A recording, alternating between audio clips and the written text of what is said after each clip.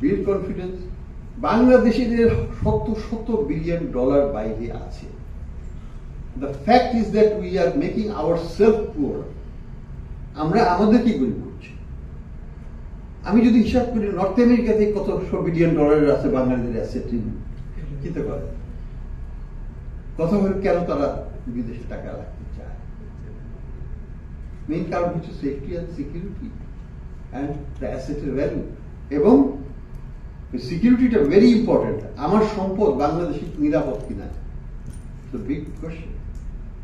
এই জায়গাটা যদি আমরা ইমপ্রুভ করতে না পারি তাহলে কিন্তু কথা বলে লাভ নেই। ক্যাপিটাল ফ্লাইট হবে, আর ক্যাপিটাল ফ্লাইট হলেই আমাদের policy making will be more challenging, much more challenging. কাজে এই জায়গাটায় আমাদের পলিটিক্স, পলিটিক্যাল ইকোনমি, অন্যান্য ইস্যুগুলো will play, continue to play very important role. আজকে যদি আমাকে বলে যে আমার ডিপোজিট বাড়ছে না, হ্যাঁ, this is my biggest concern, আমার ডিপোজিট গুলো কেন বাড়ছে না? কারণ I also know the answer. Answer হচ্ছে আমার ফরেন এক্সচেঞ্জ রিজার্ভ 48 থেকে যখন 22-23 নেমে আসলো, I lost about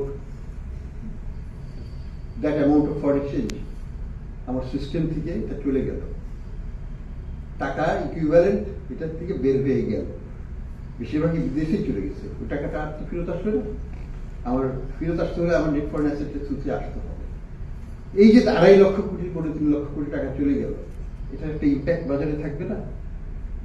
that's what you see now. Deposit গুলো 6-7% ডিপোজিট গুলো বাংলাদেশে কোনো হয় নেই, কিন্তু এখন হচ্ছে। ইন্টারেস্ট রেট তো কম নয়, ইন্টারেস্ট রেট তো আমরা দিচ্ছি, কিন্তু কোথায় টাকাটা তো নাই, আসলে থাকবে কোথা থেকে?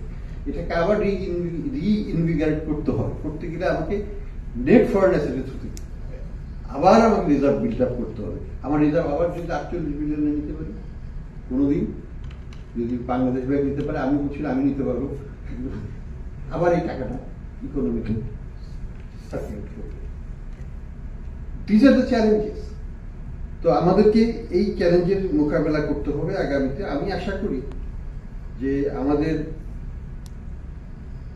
stability of the exchange rate is important, but we don't want to interfere with the trend of the fundamentals of the exchange market. এটা যদি depreciate করে, এটা করতে হবে।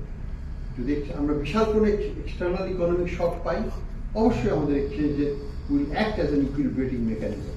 ওটাকে আমরা করতে দেই নাই, তখন করতে দেই নেই বলেই ক্ষতিটা বেশি হয়েছে। যদি আমরা এক্সচেঞ্জেরকে তখন একটু হয়তো ওভারশুট করতো, because external shock is huge, let it show